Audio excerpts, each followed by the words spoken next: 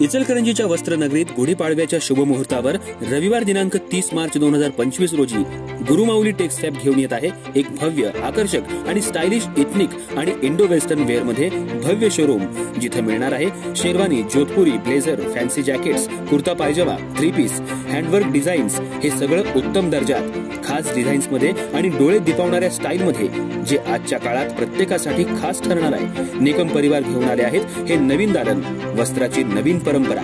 या उद्घाटनाला सर्वांनी यावे। गुरुमाऊली गारमेंट कडून आग्रहाचं आमंत्रण।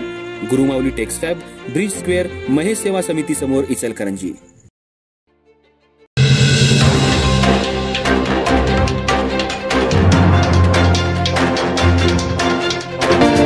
नमस्कार, मी तेजस्विनी मगदूम। एम मराठी मध्ये आपल्या सर्वांचं स्वागत आहे। पाहूया ठळक घडामोडी।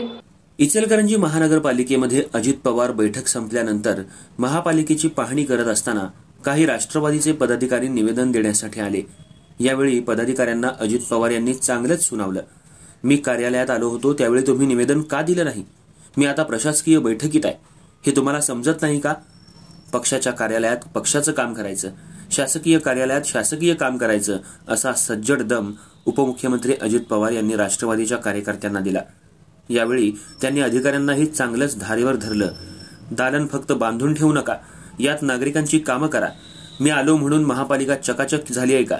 हे असंच कायम ठेवा, अशा सूचनाही उपमुख्यमंत्री अजित पवार यांनी अधिकाऱ्यांना आणि कार्यकर्त्यांना दिल्या आहेत।